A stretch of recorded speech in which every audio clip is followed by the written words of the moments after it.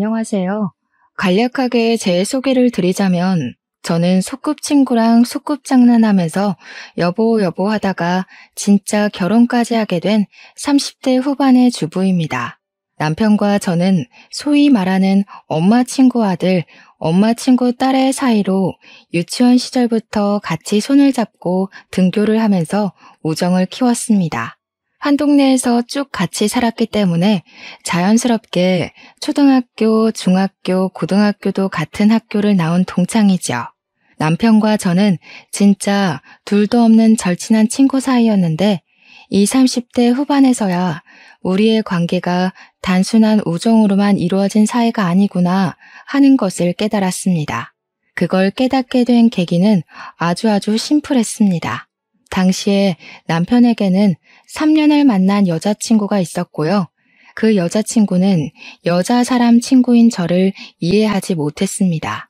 둘이 만난 시간이 길어짐에 따라 결혼을 약속하게 되었고, 그 타이밍에 남편의 여자친구는 저와의 관계를 끊어버리라고 말을 했던 거죠. 그 여자친구 입장에서 저는 눈엣 가시 그 이상도 이하도 아니었던 것입니다. 어떻게 이성끼리 친구 사이를 유지하고 지낼 수 있냐고, 자기는 눈에 흙이 들어가도 절대로 용납할 수 없다고 딱 잘라서 이야기를 한 것이었죠. 두 번 다시는 둘이서 만나는 일도 연락하고 지내는 일도 없었으면 좋겠다고 말을 했다고 하더라고요. 제 남편은 그런 여자친구와의 의견 차이를 좁히지 못했고 결국에는 바가지 긁어대는 모습에 질려서 헤어지게 되었다고 했습니다. 3년이나 연애를 했지만 전부 다 알 수 있는 건 아니라며 헤어지는 과정이 어렵진 않았다고 하더라고요. 남편은 저를 불러서 신세한탄을 하면서 술을 마셨습니다. 그날은 평소보다 조금 과하게 먹는 듯 하더니 저한테 남녀 간의 친구 사이는 없다고 하던데 우리 둘이 한번 만나볼래? 하면서 연애를 하자고 하더라고요. 솔직히 저도 평소보다 좀 더 취해 있기도 했고 가볍게 만나는 사이 정도는 괜찮겠다고 쉽게 생각을 했습니다. 남편에게 좋다고 이야기를 하고 정말 초등학생들 장난처럼 연애를 시작하게 되었는데 연애 1년 6개월 만에 번갯불에 콩 구워 먹듯 결혼을 하게 되었습니다. 그도 그럴 것이 30년을 친구로 살다가 갑자기 연애를 하게 된 것이 주위에서는 충격이었나 보더라고요. 아무에게도 알리지 않고 연애를 시작했으나 사랑과 재채기는 숨길 수 없다고 하잖아요. 저희의 사이가 깊어질수록 가족들이 하나둘 의심하기 시작했고 결국에는 들키고 말았습니다. 양가에서는 너네가 헤어지면 이웃으로 오래 지낸 어른들의 사이까지 서먹해지는 거 아니냐고 빨리 결혼을 하라고 재촉했습니다. 물론 연애를 하면서 와 정말 잘 맞다, 너무 행복하다 하면서 지냈기 때문에 결혼까지도 염두에 두고 있긴 했지만 주위에서 그렇게 재촉을 하니까 또 다른 문제에 부딪히게 되더라고요.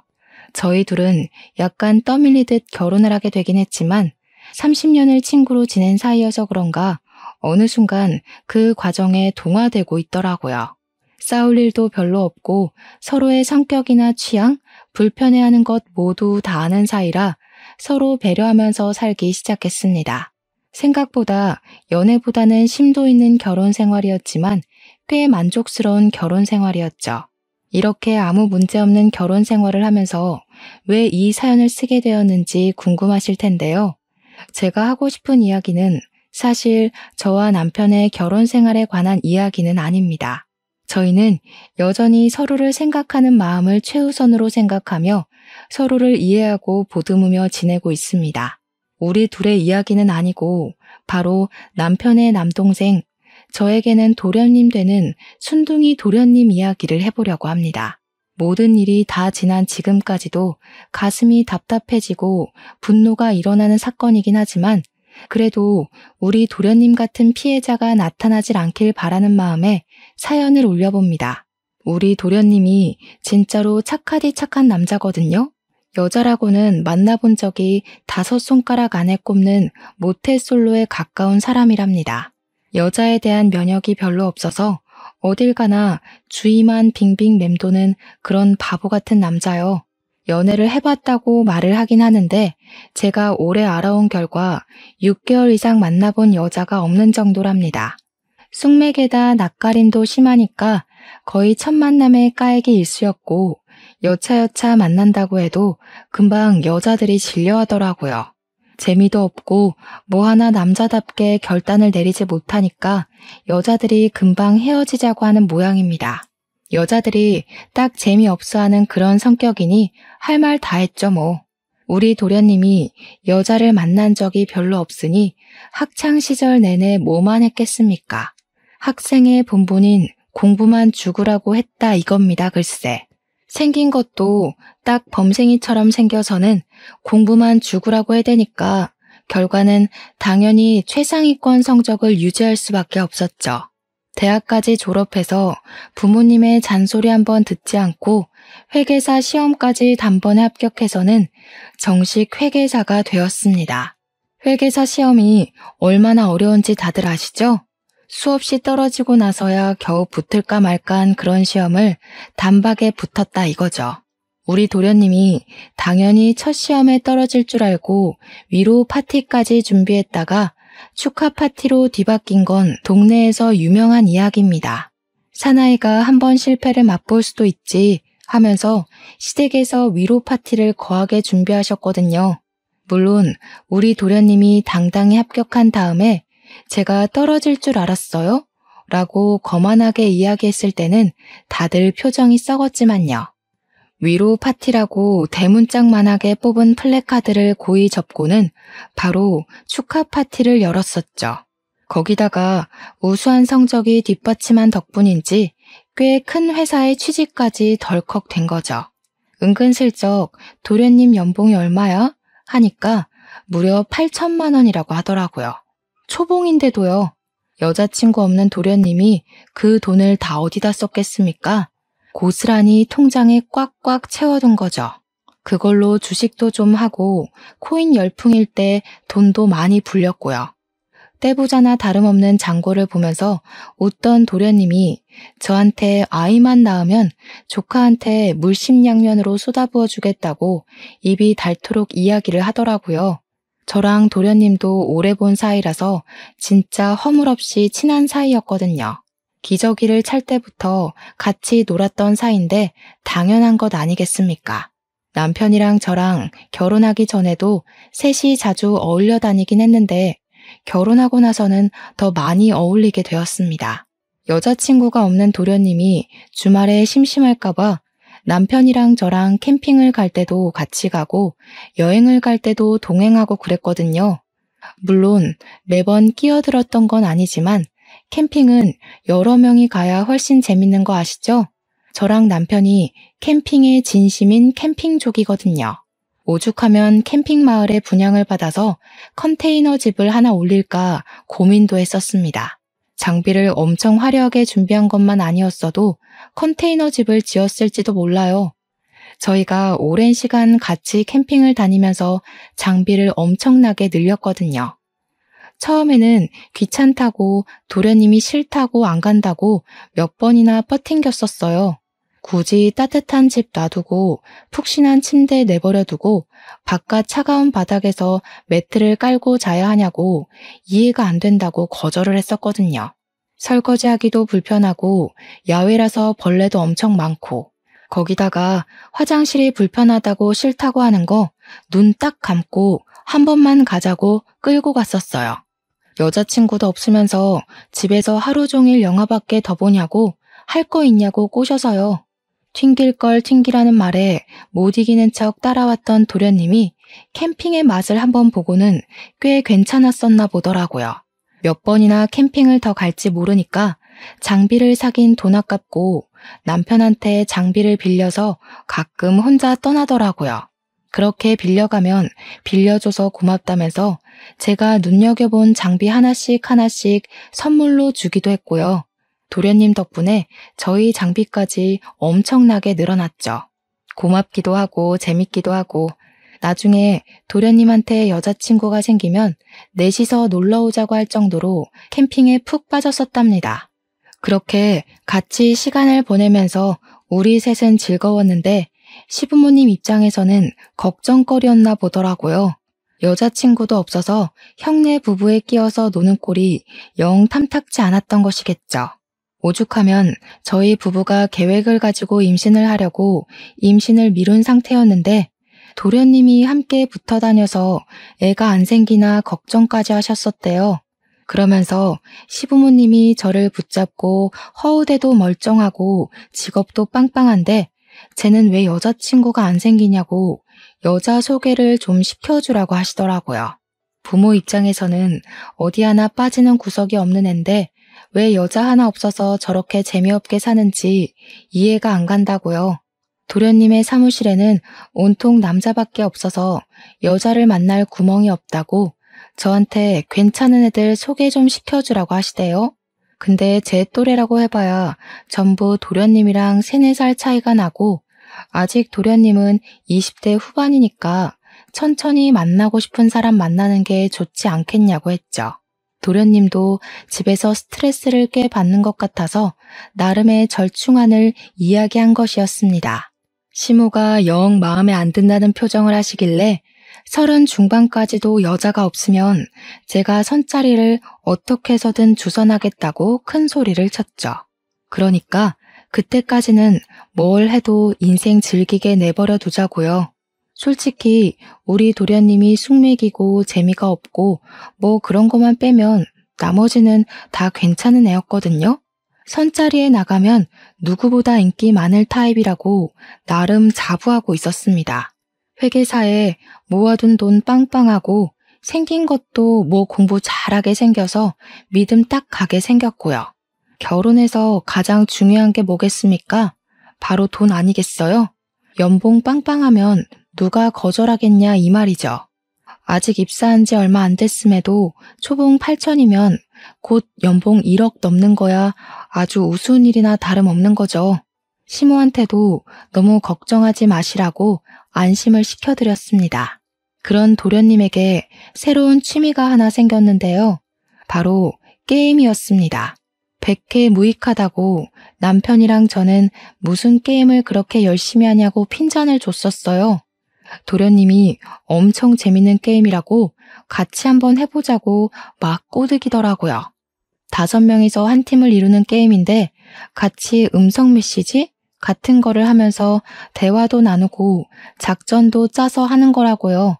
한 번만 해보자고 조르길래 남편이랑 도련님이랑 셋이 같이 PC방에 가서 게임을 해봤는데 너무 어려워서 못하겠더라고요. 무슨 대회도 열리고 엄청 많은 사람들이 하는 게임이라고 하긴 하던데 캐릭터도 너무 많고요. 한 판 한 판 할 때마다 계속 새로운 걸로 해야 하니까 어지럽고 적응도 안 되고요. 거기다가 저랑 남편이 실력이 늘어나지 않으니까 도련님이 나중에는 막 짜증을 내더라고요. 이겨야 재미가 있는데 내리지기만 하니까 저도 뭐 승부욕이 없는 건 아니라서 짜증이 나긴 했는데 어려운 걸 어쩌겠어요.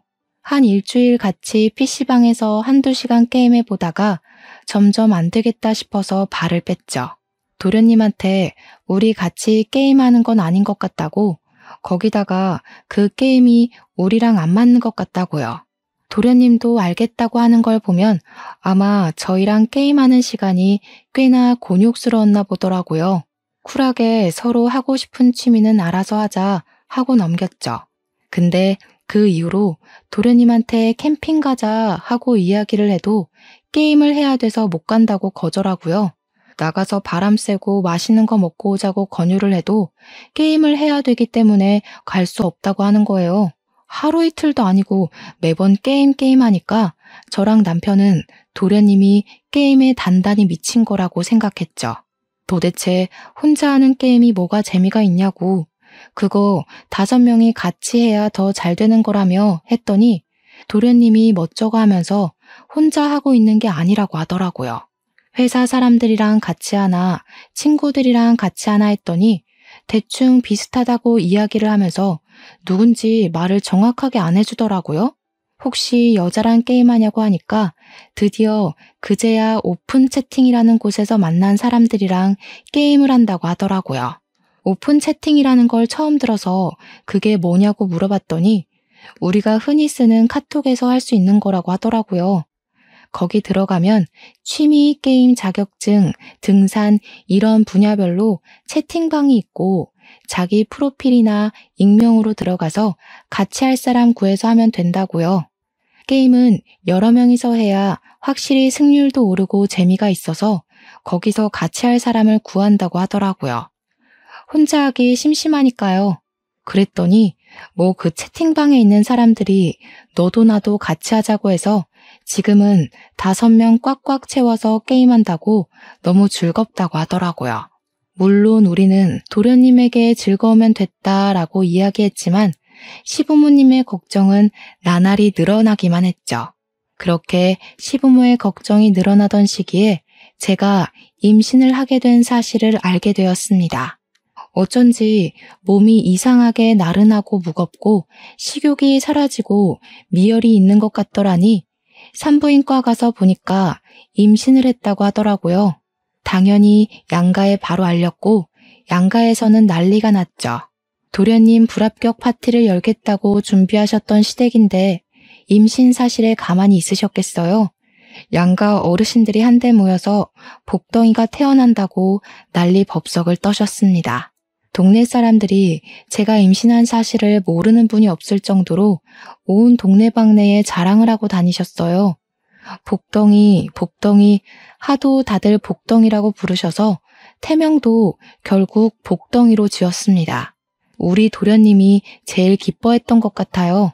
드디어 조카가 태어난다고 먹고 싶은 거 뭐가 있냐? 다 사다 주겠다. 가지고 싶은 거 뭐 있냐? 필요한 거 말해달라. 하루에 한 번씩 이야기를 했죠. 임신 초기에는 딱히 필요한 것도 없고 제가 입덧이 있었던 터라 먹고 싶은 것도 없어서 나중에요 했거든요. 그러고 시간이 지나서 입덧도 가라앉고 육아 박람회 같은 데 가보니까 사야 할 물건도 많더라고요. 그래서 도련님에게 연락을 해서 말을 했는데 이놈이 그 몇 개월 사이에 깜깜무소식이 된 거 아니겠어요? 언제는 하늘의 별도 따다 줄 것처럼 이야기를 하더니 갑자기 이리저리 피하는 거예요. 도련님한테 나가서 바람이나 쐬고 커피라도 한잔 하자고 연락을 하면 약속 있어서요 하면서 저를 피하고요. 하루는 시댁에 놀러가서 아무렇지 않게 도련님 방문을 열었는데 주말이라 당연히 게임을 하고 있어야 할 도련님이 방에 없는 거예요. 시모한테 도련님 어디 나갔냐고 물어보니까 시모가 깔깔 웃으면서 저한테 이야기를 해주더라고요. 요즘 우리 둘째가 연애라도 하나 봐. 맨날 밖에 나가고 집에 없어 하는 겁니다. 드디어 제 짝이라도 찾은 건지 요즘 알터니가 빠진 것 같아서 신나 죽겠다고 하시는데 충격이었죠. 그러니까 도련님이 연애를 한다는 것 자체가 상당히 놀라운 일이라서요. 남편한테도 은근슬쩍 이야기를 하니까 남편도 수상함이 느껴지긴 했다고 매주 주말마다 나가 논다는데 연애라도 하는 건가 싶었다고 하더라고요. 맨날 집에만 붙어있는 애가 어디냐고 퇴근하고 치맥이나 한잔하자고 하면 밖이라고 이야기하고 주말이든 언제든 게임만 하고 있던 애가 게임 접속도 안 하는 것 같아서 의심만 하고 있었다고 하더라고요. 누구랑 연애를 하는 건지 너무너무 궁금하다 싶은 거죠. 저랑 남편은 또 도련님의 소극적인 성격도 잘 알고 있으니까요. 그때부터 도련님한테 연애하나? 누구냐? 좀 보자 하면서 압박을 하기 시작했습니다. 저랑 남편이랑 둘이 허구한 날 여자친구 소개해달라고 뭐 하는 사람이냐 사진 좀 보여달라 하면서 노래를 불렀어요. 도련님이 진짜 착한 게 보통 그 정도 되면 상관하지 말라던가 뭐 짜증을 낸다던가 하고도 남을 텐데 그런 소리를 한 번도 안 하더라고요. 단지 만난 지 얼마 안 돼서 서로에게 조금 부담스러운 일인 것 같다고 하더라고요. 그래서 천천히 소개해줘도 되긴 하는데 은근히 걱정이 되니까 조금이라도 빨리 알고 싶다고 했죠. 여자친구한테 물어보고 소개해주겠다고 하더라고요. 도련님 입에서 여자친구라는 단어가 나오다니 저랑 남편이랑은 역시 인연이라는 건 따로 있는 것 같다. 마치 우리처럼 하면서 신나했습니다.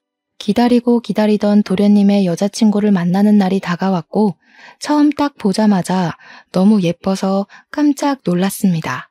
늘씬하고 얼굴이 진짜 너무너무 예뻐서 이렇게 이쁜 여자친구를 어디서 만난 거냐고 도련님 옆구리를 막 찔렀죠. 도련님 여자친구도 예쁘다 예쁘다 칭찬을 하니까 수줍게 웃는데 그것까지도 너무 귀엽고 예쁜 거 있죠? 이름도 세아라고 했어요. 알고 보니 둘이 게임을 하다가 만났다고 하더라고요. 게임을 하면서 연애를 할 수가 있냐 하니까 오픈 채팅방 있죠? 거기 단톡방에 둘이 같이 속해 있었다고 하더라고요. 같이 게임하면서 서로 번호 교환도 하고 연락도 하다가 밥이나 한번 먹자 해서 만났는데 이렇게 됐다는 거예요.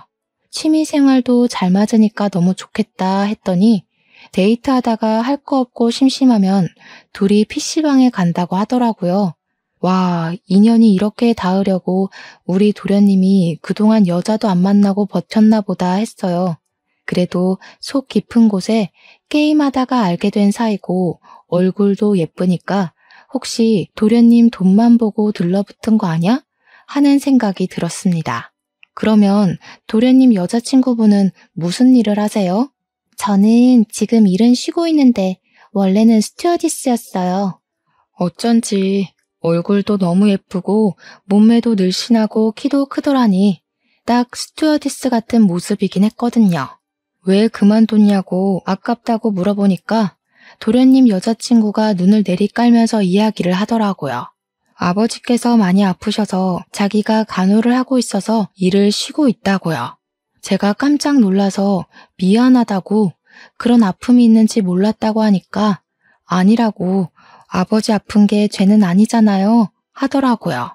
맞는 말이죠 뭐. 제가 괜히 아픈 상처를 건드린 건가 해서 노심초사했는데 도련님 여자친구는 속이 꽤 단단한 친구인 것 같았습니다. 그 뒤로는 도련님네 커플이랑 우리 부부랑 넷이 만나서 자주 시간을 가지게 되었어요. 소원하던 캠핑도 같이 가게 되었는데 제가 그날 너무 의외의 모습을 목격했잖아요.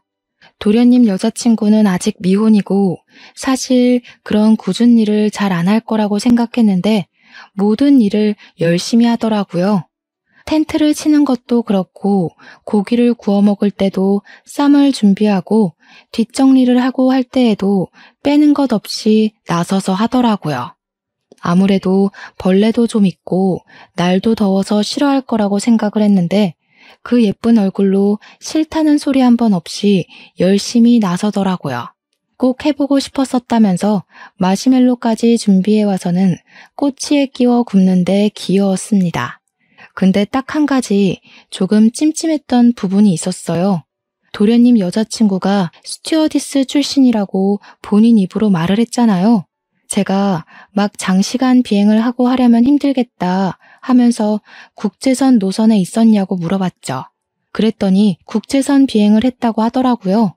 장시간 비행하면 다리가 퉁퉁 붓는다고 물어보지도 않은 이야기를 막 늘어놨어요. 스튜어디스의 생활은 잘 몰랐기에 흥미롭게 듣고 있었죠. 그럼 세아 씨 영어를 무척 잘하겠네? 네, 영어는 조금 하는 편이에요. 나도 어학연수 갔다 왔거든. 캐나다 수도로. 밴쿠버 너무 좋죠. 저도 비행하느라 몇 번 가봤어요. 좋아하는 도시예요. 근데 캐나다 수도는 밴쿠버가 아니라 오타와잖아요. 순간 헷갈렸나 싶었는데 세아 씨가 민망하고 쪽팔릴 수 있으니까 더 말은 안 했죠. 캠핑 가서 저녁까지 다 먹고 치우고 불멍하면서 시간을 가지다가 이제 자러 가자 하고 말을 했죠. 제가 임신 중이었기 때문에 너무 피곤하고 다리도 아프고 하더라고요. 근데 그때 도련님 여자친구가 저한테 선물을 하나 주는 게 아니겠어요?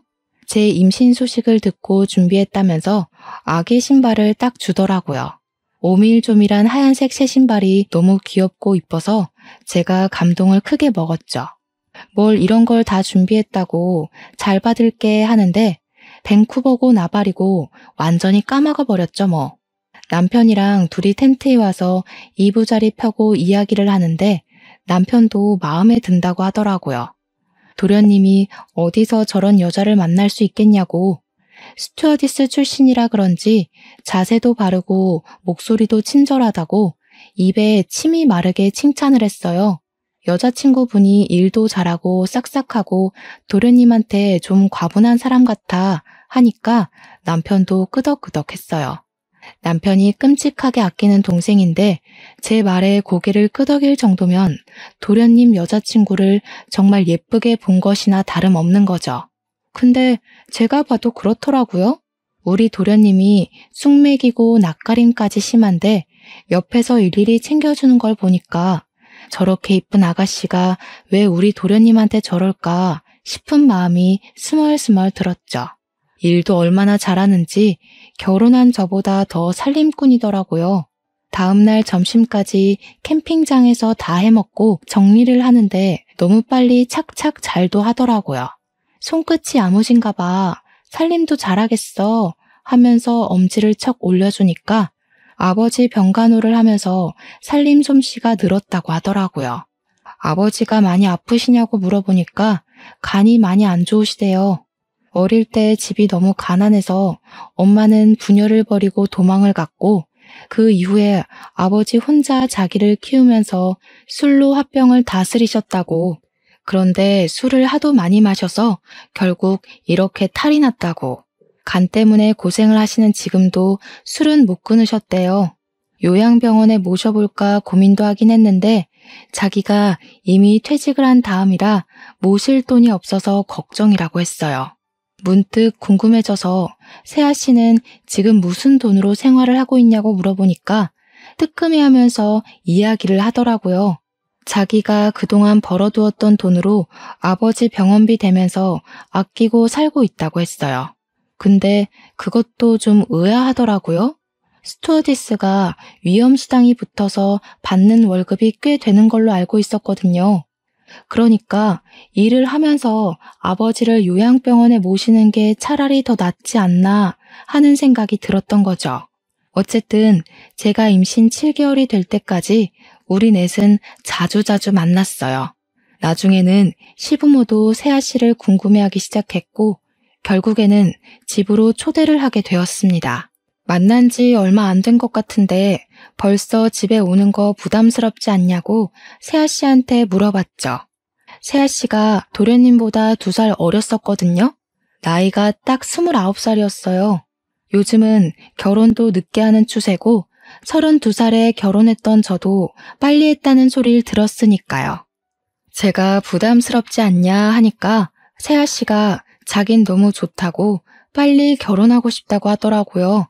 자기 가정을 이루는데 꿈이 있었다면서 30이 되기 전에 결혼을 하고 싶었다고 이야기를 했어요. 뭐 둘 다 괜찮다고 하니까 시댁에 초대를 해서 제가 임신해서 배가 불러있음에도 일찍 가서 시모랑 같이 상을 차리기로 했죠. 근데 세아 씨가 약속 시간보다 3시간이나 일찍 와서는 자기도 돕겠다고 하는 게 아니겠어요? 저랑 시모랑 화들짝 놀라서 무슨 말을 하는 거냐고 세아 씨 줄 밥상 차리는 건데 가만히 앉아서 먹기나 하라고 했죠. 그러니까 집안 어른들이 다 일을 하는데 자기가 어찌 밥만 쑥 얻어먹을 수 있겠냐고 형님 임신까지 하셨는데 힘드시잖아요 하더라고요. 그 모습에 우리 시모가 완전히 쑥 빠져들고 말았죠.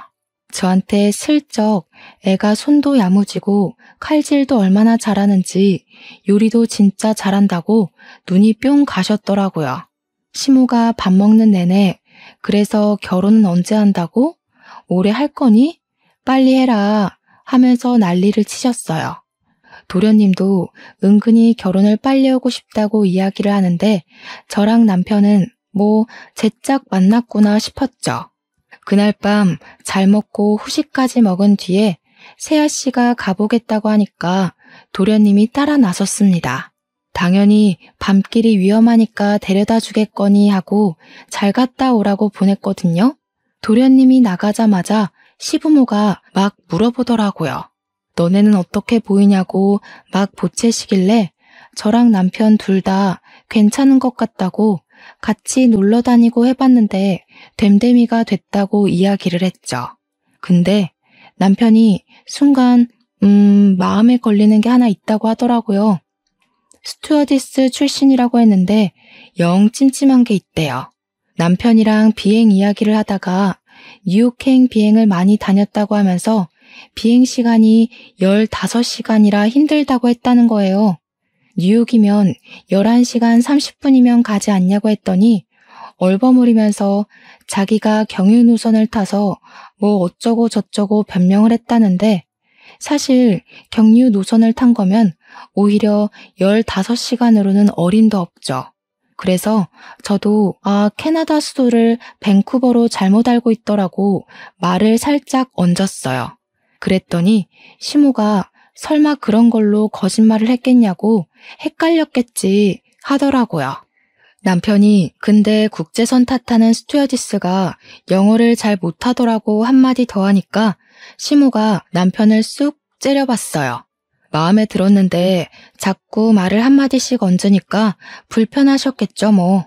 아무래도 도련님이 처음 데려온 여자친구이기도 하고 집에 와서 보여줬던 태도가 너무 좋았으니까요. 시부모님은 뭐 어떠냐 하면서 대수롭지 않게 생각하셨습니다. 시댁에 와서 인사를 드리고 난 뒤에 급 물살을 탄 것 마냥 상견례 자리가 마련이 됐습니다. 제가 거의 출산을 앞두고 있었을 때라 하루빨리 상견례를 하자고 해서 급하게 자리를 마련해 식사를 하게 되었어요. 분명 예비 동서 세아 씨네 아버지가 간이 나쁘다고 했었잖아요. 오늘 내일 할 것처럼 이야기를 해서 긴장했는데 얼굴 때깔이 너무 좋으신 거예요. 간이 나쁘면 보통 황달도 좀 있고 한데 거기다가 상견례 자리에서 술도 막 드시더라고요. 우리 딸 누가 데려가나 했는데 하시면서 웃는데 금리가 앞니에 싹 둘러져 있더라고요. 껄껄 웃으면서 우리 딸 앞가림이나 잘하나 싶었는데 이렇게 멀끔한 남자 데려와서 결혼한다고 하니까 다행이라고 하는데 약간 쎄했습니다. 여태까지 예비 동서 이야기만 들어보면 거의 소녀가장 수준이었거든요. 근데 자기 앞가림이나 잘하나 싶었는데 하는 그 말투가 좀... 저랑 남편이랑 찜찜하다 싶어서 눈빛 교환을 하는데 우리 도련님은 그냥 좋아 죽더라고요. 자기가 세아 고생 절대 안 시킬 거라고 믿고 맡겨만 달라고 하는데 예비사돈이 딱 그러더라고요. 자네 연봉이 그렇게 좋다고? 내가 우리 딸 덕에 호강하게 생겼네 하고요. 저랑 남편은 헉 했는데 도련님은 앞으로 자기가 잘 모시겠다고 하더라고요. 눈에 콩깍지가 단단히 신 거죠. 그렇게 결혼 준비가 본격적으로 시작이 됐고 저는 도와주고 싶었지만 출산을 하게 되는 바람에 돕지 못하게 됐어요. 제가 출산하고 회복하는 동안 스드메며 웨딩 촬영이며 예단 예물 이야기까지 싹 끝냈더라고요. 웨딩 사진을 보는데 예비 동서가 입은 드레스가 진짜 화려한 거예요. 도련님한테 와 드레스 진짜 화려하다 했어요. 예비 동서가 예뻐서 그런가? 이런 화려한 게 잘 봤네 하니까 도련님이 한숨을 푹 쉬면서 그러대요. 그러니까요. 무슨 드레스를 빌리는데 1,500만 원이나 하는지. 저는 순간 띵 했죠. 무슨 드레스를 빌리는데 1,500만 원이나 해요? 보통 결혼식 할 때 스드메를 묶어서 하잖아요. 저는 3개 다 해서 300만 원대 주고 예약을 했는데 드레스 한 벌에 1,500만 원? 아예 드레스를 돈 주고 사도 그 값은 안 하겠다 싶었죠. 도련님이 잘못 들은 거 아니야?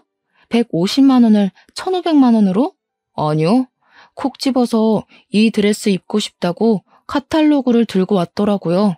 1,500만 원이라면서요. 와, 스튜어디스가 돈을 꽤 버나 보다. 아버지 병원비 대면서 그 돈이 어디서 났대? 제가 냈죠. 세아가 무슨 돈이 있겠어요. 게다가 그런 건 다 남자가 하는 거라고 하던데요. 저는 순간 어이가 없었죠. 도련님한테 세아 씨한테 뭐뭐 해줬냐고 물어보니까 가관이더라고요. 명품 브랜드 가방에 예물에 도련님한테 뭐 받았냐고 하니까 자기는 딱히 욕심 없어서 받은 게 없다는 겁니다. 남편이랑 저랑은 점점 이상한 생각이 들기 시작했죠. 근데 저희 부부에게는 신생아라는 장애물이 존재하고 있었잖아요. 결혼식 준비에 꼬치꼬치 끼어들 수 있는 상황이 안 됐단 말입니다. 그래서 도련님이 제발 정신 차리고 똑부러지게 결혼식 준비를 했으면 좋겠다 하고 있었는데 도련님에게 연락이 왔어요. 급하게 필요해서 그런데 돈을 좀 빌려달라고 하는 게 아니겠습니까? 남편이 너 모아둔 돈 많지 않냐고 왜 갑자기 돈을 빌려달라고 하냐고 추궁을 했죠. 생각해보면 신혼집만 해도 저희 집도 그랬지만 시부모님이 도와주신다고 해서 집 걱정은 별로 없었단 말이에요. 집은 해결이 됐는데 문제는 혼수였던 거죠. 예비동서가 돈이 없다면서 혼수를 대신해달라고 도련님한테 이야기를 했다는 겁니다. 그 이야기를 들으면서 저희의 의문은 점점 더 깊어져 갔어요. 도련님이 모은 돈이 억 단위일 텐데 혼수할 돈이 없다는 게 이상하잖아요. 도련님이 그제야 이야기를 하는데 그동안 만나면서 아버지 병원비를 보태달라 해서 돈을 보태주고 있었다는 겁니다. 예후가 좋지 않아서 비싼 약을 써야 한다고 한 달에 적게는 300만 원, 많게는 1000만 원씩 빌려가고 그랬대요. 스드메하면서 2천만 원 이상을 사용했고 신혼집에도 돈을 좀 보탰고요. 식장도 호텔 결혼식 하고 싶다고 그래서 꽃장식만 몇 천만 원 드는 곳으로 예약을 했다고 하더라고요. 남편이랑 저랑은 완전 경악을 했죠. 돈도 없다면서 뭘 그리 비싼 결혼식을 하냐고 허영심이 너무 센 거 아니냐고요. 그랬더니 일생에 한 번뿐인 결혼식인데 기죽고 싶지 않다고 했대요. 자기 동료 스튜어디스들은 다 그렇게 결혼했다고 하면서요. 저는 진짜 스튜어디스는 맞는 거냐고 물었고 도련님은 퇴직 전에 찍은 거라며 승무원복 입은 사진이랑 사원증 같은 걸 보여줬다고 했어요. 저는 친구 동생이 예비동서가 다닌 항공사에 다니고 있었다는 걸 기억해서 오랜만에 친구 동생에게 연락을 했습니다. 친구 동생에게 윤세아라는 스튜어디스 아냐고 물어봤더니 안다고 하더라고요. 진짜 스튜어디스였구나 하고 있었는데 글쎄 윤세아를 어떻게 아냐면서 동생이 저한테 걔 입사한 지 얼마 안 됐다고 하는 겁니다. 이게 무슨 소린가 싶어서 자세하게 물어보니까 나이도 25살이고 남자친구도 없다는 거예요. 사진 좀 보여달라고 해서 보니까 제가 아는 윤세아랑 동생이 말하는 윤세아가 전혀 다른 인물이더라고요. 생각해보니 퇴직했다고 했다. 퇴직자 중에 있냐고 하니까 없다고 했어요. 저한테 사칭하는 사람한테 잘못 걸린 거 아니냐고 스튜어디스를 사칭하는 사람이 많다고 하더라고요. 순간 머리를 한 대 맞은 것 같더라고요. 어쩐지 뉴욕 비행 시간도 영어를 못하는 것도 캐나다 수도도 틀리고요. 수상한 점이 한두 개가 아니라고 했더니 스튜어디스가 그런 걸 모를 수가 없대요. 남편이랑 상의를 하고 결국은 흥신소에 의뢰를 해보기로 했어요. 결혼식이 한 달도 남지 않은 시점이라 고민을 많이 했지만 덮어두기에는 너무 큰일인 것 같더라고요. 흥신소에 급한 거라고 웃돈을 주고 알아본 결과 정말 상상을 초월하는 여자였습니다. 윤세아라는 여자는 대학도 나오지 않았고 상고 출신의 술집에서 일을 했던 여자였던 거예요. 부모도 없고 혼자 이 남자 저 남자랑 동거하면서 기생충처럼 살았던 여자더군요. 아빠라고 데리고 왔던 남자가 윤세아가 일하는 술집 사장이었던 겁니다. 그동안 도련님한테 돈을 빌려간 것도 그동안 진 빚도 갚고 유흥비로 탕진하고 있었던 것이었습니다. 세상에 돈이 좋은 게 진짜 별거를 다 알아봐 주더군요. 도련님보다 2살 어리다고 했던 윤세아는 나이도 속였던 것이었습니다. 도련님보다 2살 연상이더라고요. 거기다가 결혼식을 한 달 앞둔 지금까지 같이 동거하는 호스트바 선수도 하나 있더라고요. 완전 막장 중에 막장 인생을 사는 여자 아니겠습니까? 그걸 결혼식 3주일 전에서야 알게 되었고 부랴부랴 도련님과 시부모에게 이야기를 했어요. 처음에는 그게 다 무슨 소리냐고 믿지도 못하던 사람들이 나중에는 뒷덜미 잡고 쓰러졌습니다. 도련님은 충격으로 인해서 말을 잃어버린 사람처럼 굴었고요.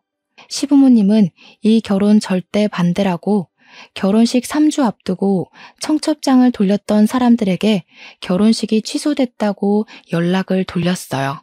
식장이랑 스드메 업체에 연락을 해보니 이미 취소는 어렵다고 하더군요. 그래서 아예 쪽팔림을 주자고 생각하게 됐습니다. 우리 측 손님은 한 명도 부르지 않은 채로 결혼식을 진행하는 척하기로 결심을 했죠. 신혼집에 가전이 들어오기 전이었기에 전부 취소를 할 수 있었고 집은 전세로 급하게 매물을 내놓았습니다. 정말 다행인 건 집을 공동명의로 해달라고 했던 그 여자의 부탁을 들어주지 않았다는 것이었죠. 고대하던 결혼식 날이 됐고 우리 측 손님은 한 명도 오지 않은 채로 시작이 되었습니다. 신부 대기실에 가보니 저한테 형님 하면서 앞으로 잘 지내보자고 웃는데 소름이 돋더군요. 제가 대꾸도 하지 않고 싸늘하게 바라보니까 갸우뚱하는데 가증스러웠습니다. 신부 입장이라는 소리와 함께 그년이 식장에 들어서는데 신랑 측 하객이 하나도 없는 걸 보고는 놀래더라고요. 신부 입장곡이 울려 퍼지는 식장에 남편이 마이크를 잡고 노래를 중지시켰습니다. 저 사기꾼 같은 년이랑 제 동생이랑 결혼식은 올리지 않을 겁니다. 스튜어디스 출신은 개뿔. 술집에서 굴러먹던 년이 사람을 속여서 이게 무슨 짓이야?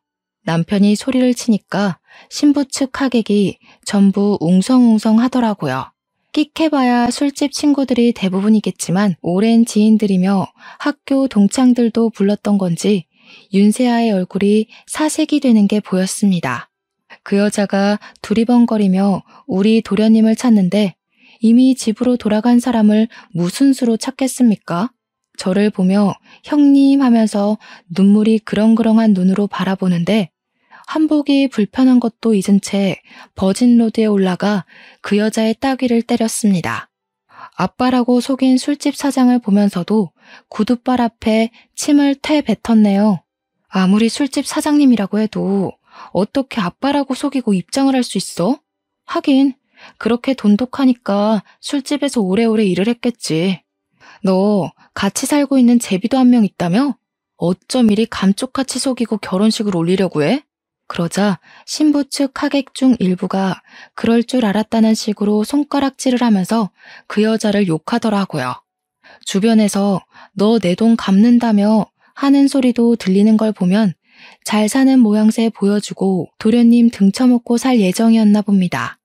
그 여자는 부들부들 떨면서 주먹을 꽉 쥐더군요. 송충이는 솔잎 먹고 사는 거야. 너는 평생 술집에서 굴러다니면서 술집 남자들이나 만나고 살아. 그런 거한테 화내서 어디다 써? 그냥 고소하면 되니까 나가자. 결국 결혼식은 개차반으로 끝이 나고 저와 남편 그리고 시부모는 끝까지 그년을 째려보면서 빠져나왔습니다. 변호사를 찾아가니 혼인 빙자 사기죄는 성립이 안 되지만 그동안 도련님이 빌려줬던 돈에 대한 자료가 다 소명되어서 고발은 가능하다고 했습니다. 도련님이 회계사가 직업이다 보니 그런 부분은 확실하게 처리를 해두었더라고요. 그래서 그 자료를 취합해서 사기죄로 고발을 했습니다. 형사 재판이 진행 중인데 이 재판이 끝나면 민사까지 걸어서 확실하게 피를 말려둘 생각이랍니다. 도련님은 그 이후로 수개월이 지난 지금까지도 집 회사만 반복하고 있는 것 같더라고요. 저희가 아무렇지 않은 척 연락을 해도 대답도 없고요. 조만간 스스로 마음이 풀리고 견고해지면 연락을 하겠지 싶어서 남편과 저는 별다른 말 없이 기다리고 있는 중입니다. 앞으로 스스로 깨어나는 병아리처럼 우리 도련님도 쌓아둔 벽을 허물어뜨리고 스스로 나타날 날이 오겠지 싶어요. 옆에서 백날 이야기해봐야 잔소리밖에 더 되겠습니까? 우리 착한 도련님에게 다음에는 정말 좋은 여자가 나타났으면 하는 바람입니다. 도련님이 괜찮아지면 제가 나서서 선자리를 주선해 주려고요. 우리 아이에게 멋진 삼촌이 될 우리 도련님의 미래를 같이 응원해 주신다면 감사하겠습니다. 저희 가족도 더욱 똘똘 뭉쳐볼게요. 감사합니다.